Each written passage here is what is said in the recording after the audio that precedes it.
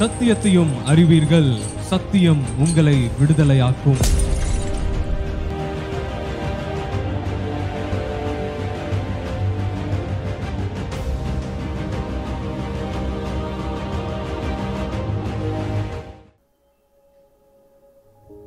நம்மீது அன்பு கூறுகிறவரும் நமக்கு ஆறுதல் தருகிறவரும் சகலவிதமான ஆறுதலின் ஊற்று என்ற பெயருக்கு உரிய செயலை நம்முடைய வாழ்க்கையில் ஒவ்வொரு நாளும் செய்கிறவருமாக இருக்கிற தேவாதி தேவனுடைய பிரசன்னத்திலிருந்து உங்களை அன்போடு கூட வாழ்த்துகிறேன்.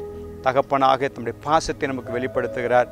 இரட்சகராக நம்முடைய பாவ மன்னிப்பை நமக்கு சம்பாதிக்கிறதுக்கான சகலத்தை இயேசு கிறிஸ்து சிலுவையிலே செய்து முடித்து வல்லமையின் செயல்பாட்டை நமக்குள்ளே நடத்துகிறவராக, ஆவியானவராக நமக்குள்ளே வாசம் பண்ணுகிற அவருடைய பிரசன்னம் உங்கள் வாழ்க்கையை பலப்படுத்தி நடத்துவதாக. நாம் கிறிஸ்தவர்கள் என்று சொல்லுகிற பொழுது ஏதோ பெயருக்காக அல்லது பாரம்பரிய ரீதியாக அல்லது எல்லாரும் கிறிஸ்தவர் என்று சொல்லுகிற போல நானும் ஒரு கிறிஸ்தவ நபர் என்று சொல்லுகிற ஒரு பொது நபராக அல்ல, ஒரு வேறு பிரிக்கப்பட்ட சாட்சி உள்ள கிறிஸ்துவை பின்பற்றுகிறேன் என்று சொல்வதற்கு ஏற்ற பிரதிபலிக்கிற வாழ்க்கை வாழ்வதற்கு தேவையான சத்தியம் விடுதலின் மூலமாக, அந்த விடுதலின் சத்தியத்தை பெற்றுக்கொள்வதன் மூலமாக நாம் அறிந்து கொண்டு நடைமுறைப்படுத்த ஆவியான கொடுக்கிற வாய்ப்புகளுக்காக நன்றி சொல்லுவோம். இந்த நாட்கள் நாம் குறிப்பாக நம்முடைய கிறிஸ்தவ வாழ்க்கை என்பது அது மறுரூபமாகிற ஒரு வாழ்க்கையாக இருக்க வேண்டும், அல்லது கிறிஸ்துவுக்குரிய சுபாவத்திலும் சாயலிலும் மாற்றத்துக்குள்ள வளருகிற வாழ்க்கை இருக்க வேண்டும் சொல்லி பார்த்தோம்.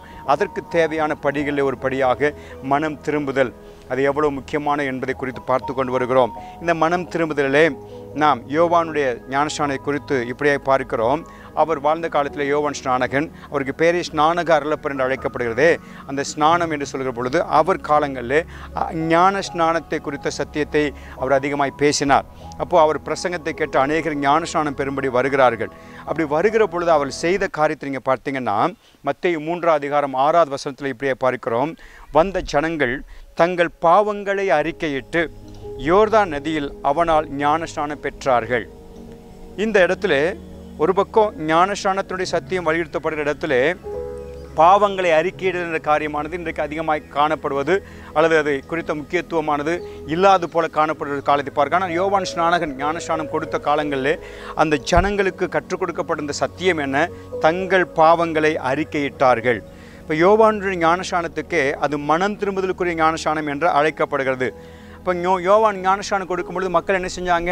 நேரடியாக வந்தாங்க, விசுவாசத்தை அறிக்கை செஞ்சாங்க, ஞானஸ்நானம் பெற்றாங்கன்னு சொல்லப்படலை, பாவங்களை அறிக்கை செய்தார்கள் என்று சொல்லி பார்க்கிறோம். இதுதான் மனம் திரும்புதலுடைய செயல்பாட்டில் இருக்கிற ஒரு முக்கியமான காரியம்.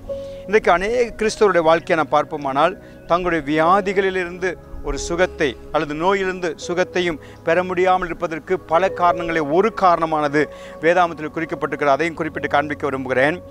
பல நேரத்தில் விசுவாசம் இல்லாதனால சுகம் இல்லை, போதுமான ஜெபம் இல்லாதனால சுகம் இல்லை, சத்தியத்தை அறியாதனால சுகம் இல்லை. ஆனாலும் யாக்கோப்பு 5:15-14 இப்படியே சொல்லப்பட்டிருக்கிறது, விசுவாசம் உள்ள ஜெபம் பிணியாளியை ரட்சிக்கும், கர்த்தர் அவனை எழுப்புவார், அவன் பாவம் செய்தவனானால் அது அவனுக்கு மன்னிக்கப்படும், நீங்கள் சுகமடையும்படிக்கு உங்கள் குற்றங்களை ஒருவருக்கு ஒருவர் அறிக்கையிட்டு ஒருவருக்காக ஒருவர் ஜெபம் பண்ணுங்கள், நீதிமான் செய்யும் ஊக்கமான வேண்டுதல் மிகவும் பலனுள்ளதாக இருக்கிறது.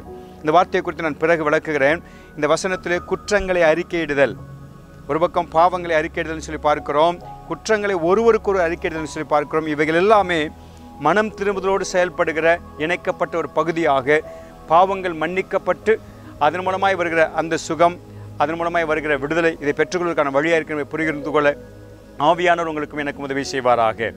பரலோகத்தில் இருக்கிற எங்கள் அன்பு தகப்பனே, இயேசு ராஜாவின் நாமத்தில் நாங்கள் கேட்டுக்கொள்வது எதுவோ அதை நான் உங்களுக்கு தருவேன் என்று நீங்கள் குமாரன் வழியாக சொன்ன அந்த வார்த்தைகளை இயேசுவும் சொன்னார், நானே அதை உங்களுக்கு செய்வேன் என்றும் சொல்லியிருக்கிறார். ஆகவே நாங்கள் இப்போ கேட்குறோம், இந்த நாட்களில் எங்களுக்குள்ள சுகத்துக்கு தடையான காரியங்கள், விடுதலைக்கு தடையான காரியங்கள், மாற்றத்துக்குள்ளே வர முடியாது அப்படி தடுக்கிற காரியங்களை அகற்றுகிற அந்த மனம் திரும்புதலுடைய பகுதியாக பாவங்களை அறிக்கை செய்தல் என்ற காரியம், அதை நாங்கள் புரிந்து கொண்டு அதை நடைமுறைப்படுத்துவதன் மூலமாக வருகிற ஆசீர்வாதங்களை சுதந்திரித்துக் கொள்ள எங்களுக்கு கிருபை தருவீராக, கற்றுக் கொடுத்து நடத்தி செல்வீராக.